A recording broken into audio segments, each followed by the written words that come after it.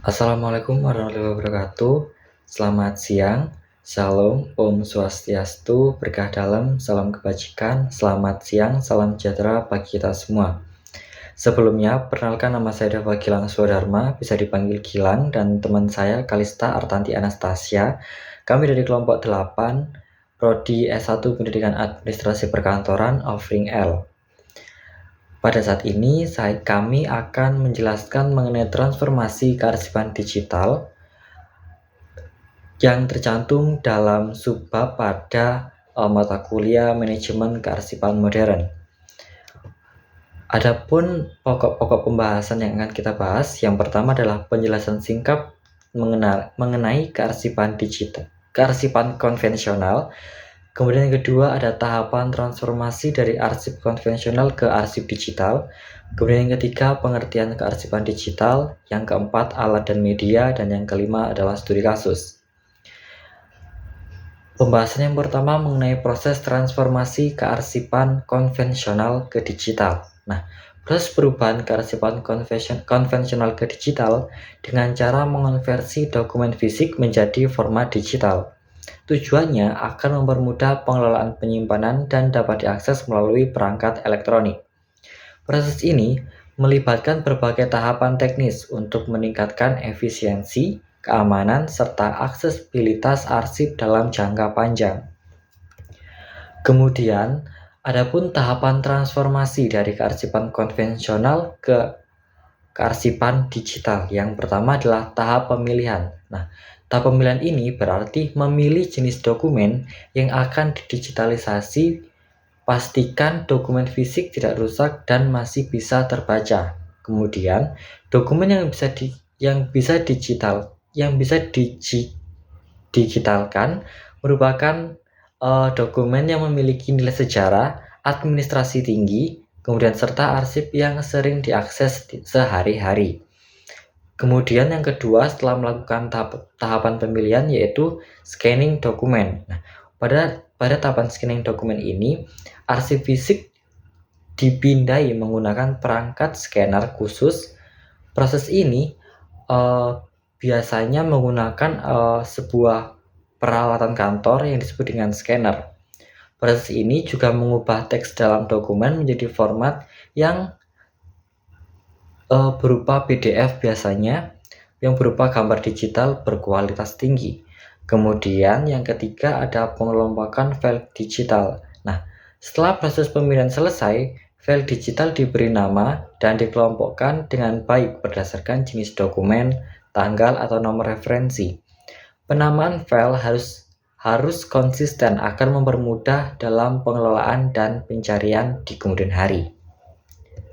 Nah, kemudian ada tahapan transformasi yang keempat, yaitu pembuatan metadata.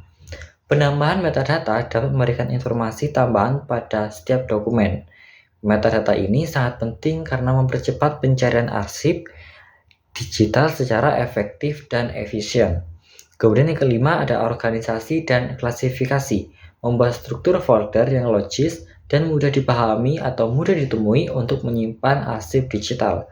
Kemudian yang keenam ada penyimpanan. Nah, pada tahap penyimpanan ini di mana pilih media penyimpanan yang aman dan efisien seperti hard disk, SSD, atau cloud storage, melakukan backup berkala untuk mencegah kehilangan data.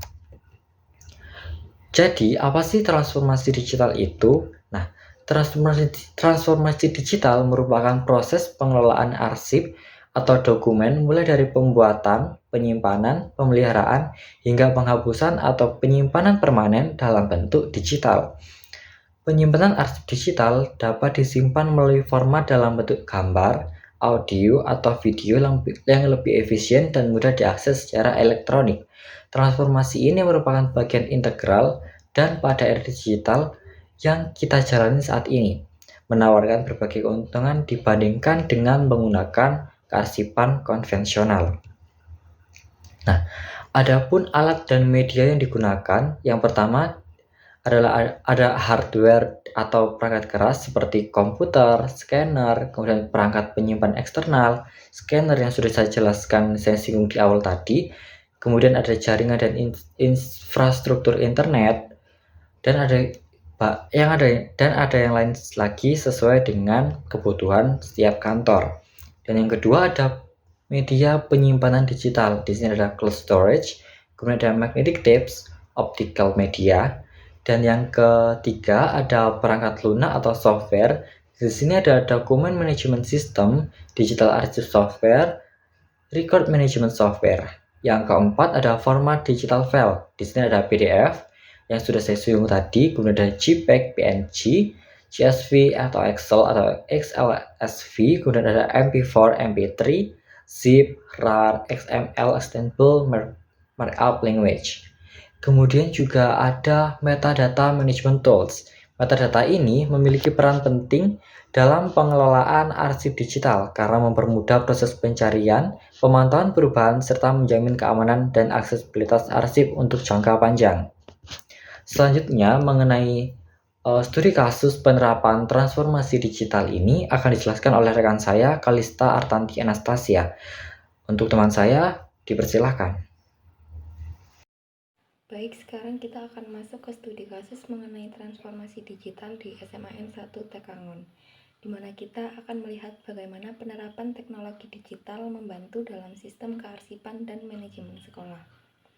Sejak tahun 2000, sebenarnya bidang kearsipan di pendidikan sudah mulai beralih ke sistem transformasi digital.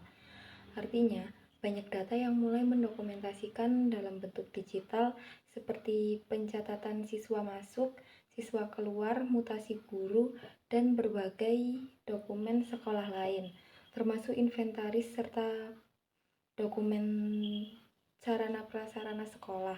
Namun sayangnya karena sumber daya manusia yang belum sepenuhnya siap dan terlatih, pengoptimalan sistem ini masih kurang maksimal.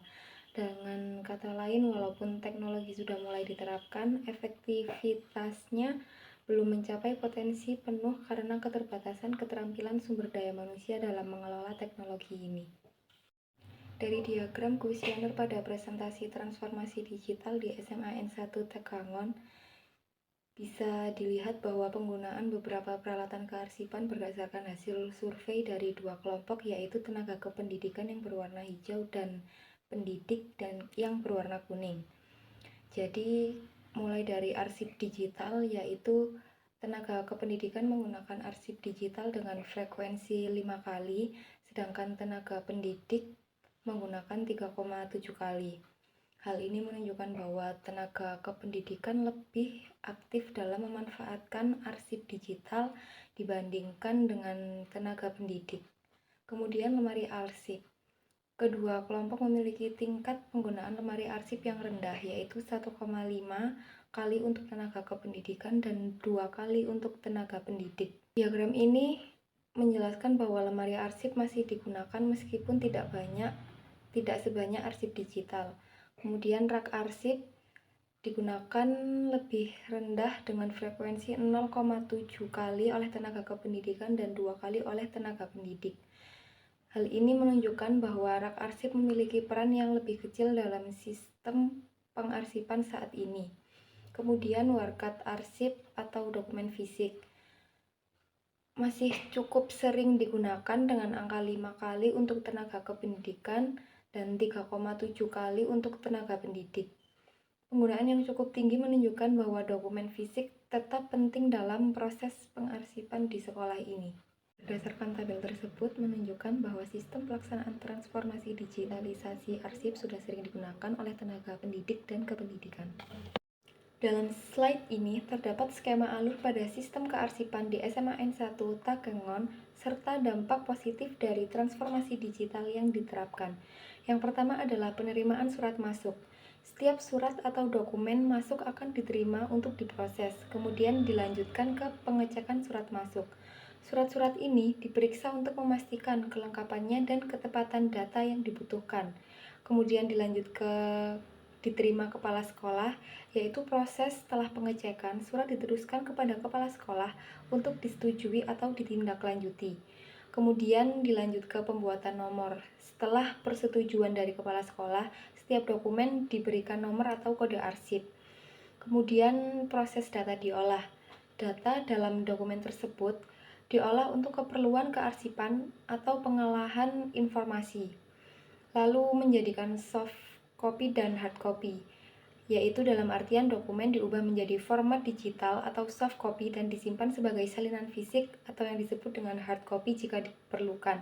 Kemudian ada proses perpindahan data dan penyimpanan data. Data yang telah disimpan dalam sistem arsip digital dan fisik.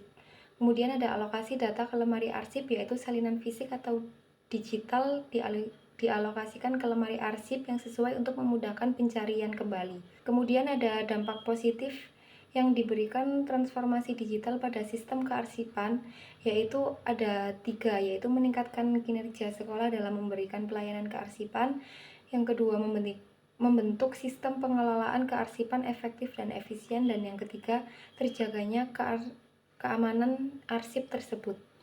Setelah tadi kita membahas dampak positif dari transformasi digital pada sistem kearsipan, tentu ada juga dampak negatif yang perlu kita perhatikan. Yang pertama, implementasi transformasi digital memerlukan biaya yang cukup besar, mulai dari pengadaan perangkat keras, perangkat lunak, hingga pelatihan untuk sumber daya manusia. Semuanya membutuhkan investasi yang tidak sedikit. Kemudian yang kedua, yaitu sumber daya manusia seringkali masih terbatas, baik dari segi jumlah maupun kemampuan dalam mengoperasikan sistem digital ini. Hal ini bisa menjadi hambatan dalam penerapan teknologi secara maksimal. Dan yang ketiga, perawatan perangkat keras dan perangkat lunak juga membutuhkan biaya tambahan yang tidak sedikit. Jadi, meskipun digitalisasi membawa banyak manfaat, tetapi ada tantangan besar, terutama dalam hal biaya dan kesiapan sumber daya manusia. Kesimpulannya, transformasi digital dalam sistem kearsipan di SMA N1 Takengon telah membantu memperbaiki pengelolaan arsip sekolah, mulai dari pengolahan data menjadi soft copy yang lebih mudah diakses hingga sistem penyimpanan yang lebih terstruktur antara arsip aktif dan inaktif. Namun, proses ini juga menghadapi beberapa hambatan, seperti keterbatasan pemahaman akan transformasi digital, penerapan yang kurang stabil, jaringan yang belum memadai, serta masih adanya metode pemusnahan arsip manual seperti pembakaran atau daur ulang. Oleh karena itu, meskipun transformasi digital membawa banyak manfaat, tetapi diperlukan upaya lebih lanjut untuk mengatasi berbagai tantangan tersebut, agar sistem kearsipan digital dapat berjalan lebih optimal dan berkelanjutan. Demikian presentasi dari kelompok 8 mengenai transformasi kearsipan digital. Apabila ada kesalahan mohon dimaafkan. Wassalamualaikum warahmatullahi wabarakatuh. Terima kasih.